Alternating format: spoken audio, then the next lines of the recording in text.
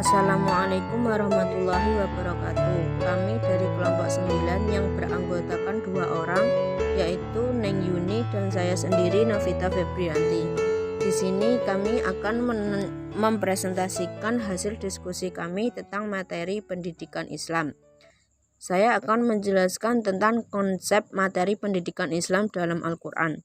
Pendidikan merupakan masalah yang sangat penting dan berhubungan dengan kekuasaan Allah kepada manusia. Karena sebenarnya pendidik makhluk di alam semesta ini adalah Allah. Dengan bukti sebutan lain dari Allah adalah Rabb atau pendidik.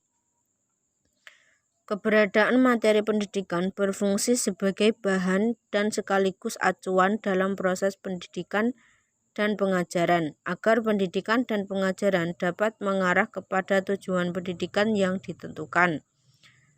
Konsep materi pendidikan dalam Al-Quran ini penting diketahui oleh para pendidik agar memiliki dasar yang pasti benar tentang materi ajarannya dan mampu mengaitkan semua ilmu pengetahuan dengan ajaran dan kekuasaan Allah, sehingga dapat mencetak generasi yang menguasai iptek dan imtak. Adapun konsep pendidikan Islam. Yang pertama yaitu konsep ontologi pendidikan Islam. Persoalan tentang objek ilmu pengetahuan dalam kajian filsafat disebut ontologi. Ontologi adalah penjelasan tentang keberadaan atau eksistensi yang mempermasalahkan akar-akar. Secara ontologis, ilmu membatasi masalah yang dikajinya hanya pada masalah yang terdapat pada ruang jangkauan pengalaman manusia. Agama mempermasalahkan pula objek-objek yang berada di luar pengalaman manusia. Manusia sebagai objek pendidik Islam adalah manusia yang telah tergambar dan terangkum dalam Al-Quran dan Al-Sunnah.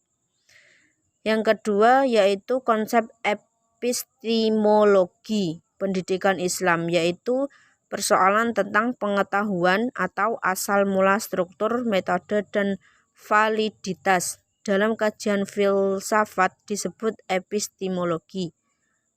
Dalam epistemologi yang paling pokok didiskusikan adalah apa yang menjadi sumber pengetahuan, bagaimana struktur pengetahuan. Konsep epistemologi dalam Islam pada hakikatnya tidak terlepas dari dimensi teologisnya yang bercorak tauhid. Yang ketiga yaitu konsep aksiologi pendidikan Islam, yaitu persoalan tentang tujuan ilmu dalam kajian filosofis merupakan lahan aksiologi.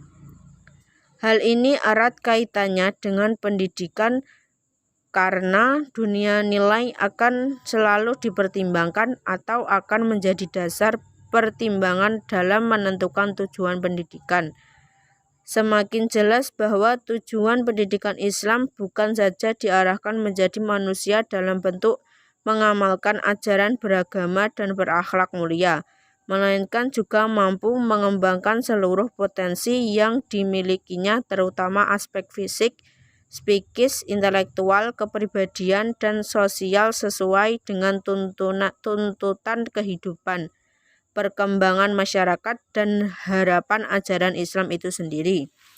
Yang kedua yaitu tipologi materi dalam Al-Quran, perspektif sosiologis, filosofis. Secara umum, tipologi pendidikan Islam tidak terlepas dari pola pemikiran yang dikembangkan oleh para pemiliknya. Kajian tipologi filsafat pendidikan Islam yang berpijak pada pandangan filsuf Islam telah dimulai oleh Muhammad Jawad Ridla dalam bukunya yang berjudul 3 Aliran Utama Teori Pendidikan Islam, Perspektif Sosiologis Filosofis. Penjelasan selanjutnya akan dijelaskan oleh teman saya. Bismillahirrahmanirrahim.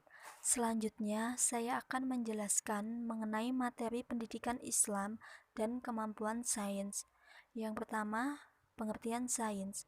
Istilah sains diambil dari bahasa Latin yakni scire, scientia, yang berarti aku tahu, mengetahui, pengetahuan tentang apapun, oleh siapapun, dengan cara apapun. Dalam Kamus Besar Bahasa Indonesia dijelaskan, sains adalah pengetahuan sistematis yang diperoleh dari suatu observasi, penelitian, dan uji coba yang mengarah pada penentuan sifat dasar atau prinsip sesuatu yang sedang diselidiki, dipelajari, dan lain sebagainya. Sains juga dapat diartikan sebagai pengetahuan tentang suatu bidang yang disusun secara sistematis menurut metode-metode tertentu yang dapat digunakan untuk menerangkan gejala tertentu di bidang pengetahuan yang bersifat koheren, empiris, dapat diukur, dan dibuktikan. Yang kedua, pendidikan sains yang relevan dengan ajaran Islam. Sains merupakan hal yang sangat penting apalagi di zaman modern ini, yang sangat menjunjung tinggi nilai rasionalitas terutama negara barat, sehingga segala sesuatu harus disesuaikan dengan logika.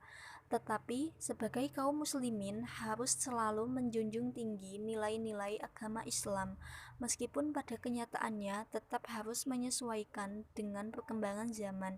Sebenarnya, ajaran-ajaran Islam dengan pendidikan sains tidak ada pertentangan, bahkan Islam mewajibkan umatnya untuk mencari ilmu. Pembelajaran ilmu sains diharapkan dapat menjadi sarana bagi peserta didik untuk mempelajari diri sendiri dan alam sekitar, serta mengajak umatnya untuk lebih banyak membaca, mengamati, dan meneliti.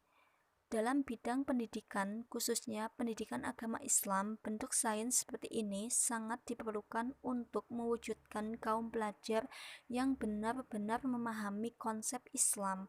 Selain itu, konsep sains akan melahirkan ilmuwan-ilmuwan Islam yang nantinya akan membangkitkan semangat kaum muslimin dalam bidang ilmu pengetahuan.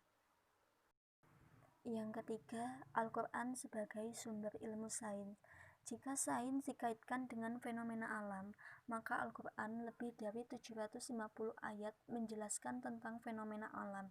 Salah satunya adalah pada surat Al-Luqman ayat 10, yang artinya, Dia menciptakan langit tanpa tiang yang kamu melihatnya, dan Dia meletakkan gunung-gunung di permukaan bumi, supaya bumi itu tidak menggoyangkan kamu, dan memperkembangbiakkan padanya segala macam jenis binatang, dan kami turunkan air hujan dari langit, lalu kami tumbuhkan padanya segala macam tumbuh-tumbuhan yang baik. Dalam ayat ini menjelaskan tentang betapa besarnya kekuasaan Allah Subhanahu wa Ta'ala dalam menciptakan makhluk-makhluknya. Selanjutnya mengenai materi umum dan agama dalam sistem sekolah dan madrasah ke arah rumusan baru yang integralistik interkonektif. Dalam dunia pendidikan Islam muncul dua fenomena. Pertama, yang umum terjadi adalah pengajaran ilmu-ilmu agama Islam yang normatif tekstual, baik di sekolah maupun madrasah, terlepas dari perkembangan ilmu-ilmu sosial, ekonomi, hukum, humaniora, dan ilmu-ilmu agama. Yang kedua, pendidikan ilmu-ilmu kealaman atau iptek dipaksa bersatu dengan ilmu-ilmu keagamaan Islam yang normatif tekstual dengan cara melekatkan dan menempelkan ayat-ayat pada temuan dan keberhasilan iptek. Namun terlepas begitu saja dari perkembangan ilmu-ilmu sosial dan humaniora, perbedaan itu semakin jauh ibarat deret ukur terbalik dan membawa akibat yang tidak nyaman bagi kehidupan intern dan lebih ekstern umat beragama. Pola pikir yang serba salah dikotomis ini menjadikan manusia terasing nilai-nilai spiritualitas moralitas, rendah pemahaman etika sosialnya, serta terasing dari dirinya sendiri dan juga terasing dari keluarga dan masyarakat sekelilingnya. Dalam pandangan Amin Abdullah, integrasi interkoneksi merupakan tradisi teks, tradisi akademik ilmiah, dan tradisi etik kritis. Epistemologi integrasi interkoneksi Amin Abdullah terangkum dalam gambar dan skema jaring laba-laba. Untuk gambarnya sudah ada pada makalah ya teman-teman. Untuk penjelasannya pun juga sudah ada, bisa kalian baca sendiri di makalah. Nah, dari sini tergambar bahwa ilmu-ilmu sekuler yang dikembangkan di sekolah dan di perguruan tinggi umum dan ilmu-ilmu agama yang dikembangkan di madrasah, pesantren, dan perguruan tinggi agama secara terpisah seperti sekarang ini berjalan sedang terjangkit kritis relevansi atau tidak dapat memecahkan banyak soal, mengalami kemandegan dan kebuntutan atau tertutup pencarian alternatif yang lebih mensejahterakan, sehingga perlu adanya gerakan atau kesediaan untuk menerima keberadaan yang lain dengan lapang dada atau disebut juga dengan gerakan integrasi epistemologi, yakni keilmuan adalah sesuatu yang mutlak diperlukan untuk mengantisipasi perkembangan-perkembangan yang serba kompleks dan tak terduga pada milenium ketiga serta tanggung jawab kemanusiaan bersama secara global dalam mengelola sumber daya alam yang serba salah terbatas dan sumber daya manusia yang berkualitas sebagai khalifah fi al-ardil. Mungkin itu yang dapat kelompok kami sampaikan. Apabila ada kurang lebihnya kami mohon maaf. Wassalamualaikum warahmatullahi wabarakatuh.